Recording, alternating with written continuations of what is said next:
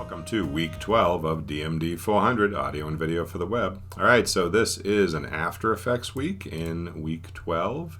And this week we're going to sort of jump onto some slightly complicated functionality in After Effects, specifically motion tracking, camera tracking, and 3D text. So there are 4 videos, so there's quite a bit to consume. So, and of course, it's actually not 4 videos, it's 4 segments of our extra long video tutorial that we've been working with all semester. So remember, you're starting at 2:35 and you're jumping to 3:09. So basically watch all the way through there and it'll cover those 4 different techniques that are all related to each other. Motion tracking, camera tracking, 3D text, it's all related to each other. Now it's a little complex. Now you probably know what I'm talking about if you have ever seen any of the dance videos on TikTok, for example. They use motion tracking a lot. And so a lot of times in those scenarios, you will see this sort of a thing where the camera is following the dancers around, right? So they are obviously just moving, but instead of the camera being stationary, the camera is following them around as if it is glued to their heads or to a point in their body, right? And you can see in this clip here, it's even a little more jumpy, kind of bounces all over the place.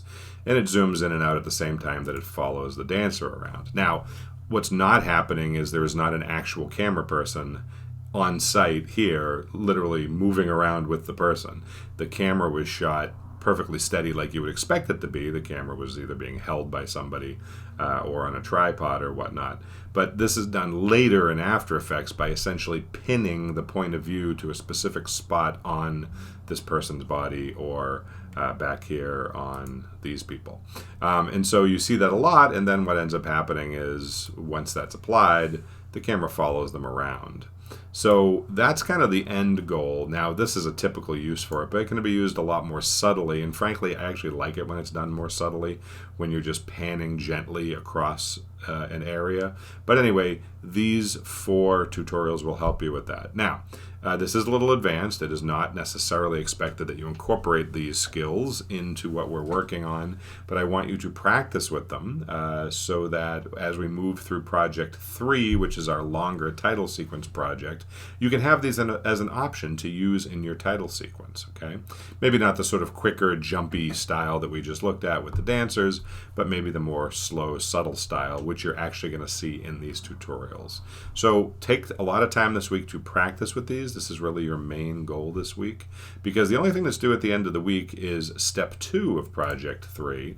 And step 2 is to create your research collection and presentation of your content. Now, this is where you sort of go out to a variety of places to collect imagery and sound that you can use in your title sequence. You know, you've rewritten your classic movie or TV show, you've rewritten the plot summary for a new genre, and now you need to go out and places like Unsplash and Pexels and Pixabay and Flickr, you can go out and find imagery, video clips, graphics, illustrations, whatever you want to use in your title sequence so that you can piece them all together. And like a lot of these projects, make sure that you are choosing imagery, including video clips, that make sense together, that look as though they come from the same sort of place. Don't pick a really colorful, bright animation and then try to pair that with a dark, moody video clip. It just wouldn't make any sense. So make sure that you're shooting for imagery that makes sense not only with the genre that you chose for your reimagined movie and TV show, but also that fits well together for the genre that you have chosen. And then, of course, sound effects and music you can get from either Audio Archive or Freesound, and also from YouTube. Remember, I showed you guys in class, you can go to the YouTube collection of free music and sound effects from your own channel on YouTube. You can have access to that, so that is another great resource for audio. And then you're just going to make a big collection. Just download as many things as you think will make sense for your title sequence. In fact, get more stuff than you think you're going to need. If you think you're only going to need like 15, 20 different images or video clips, get like 30 or 40 of them, because it's better to have more than less, right? Because as you're building your title sequence, you might find, you know what, I don't really have enough stuff here.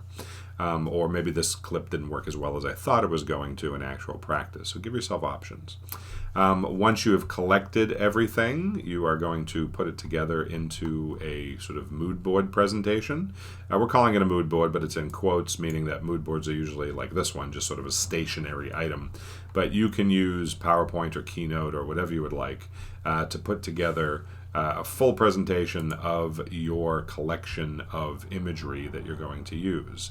In doing so, you're going to try to answer these questions here, right? Of course, remind us which classic movie or TV show you're going with, and remind us of the new genre and subgenre that you reimagined it as.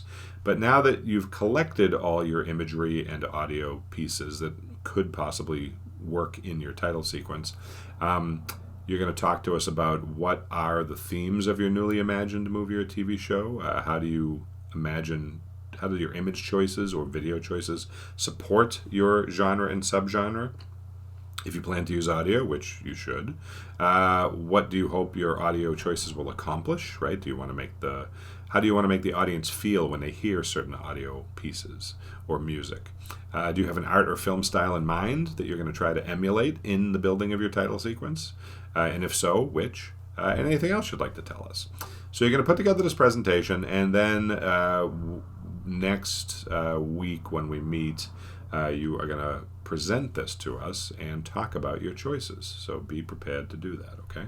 So again, this is step 2 for our project, for our title sequence project. So that is the main thing you're going to be working on due for the end of this week. But honestly, you could sit down and, make that collection of stuff and put together that presentation in a couple of sittings, which leaves you a good chunk of time this week to practice with the motion tracking and the camera tracking and the 3D text, which again, you don't have to present any results of these at the end of this week. It's just another set of tools that you can add to your toolbox that you could use on your title sequence possibly. So, all right, if you have any questions, concerns, thoughts, or whatever, you can catch me on email, pick me up on the Monday or Friday Zoom office hours. I'm always happy to hear from you. And I will talk to you soon.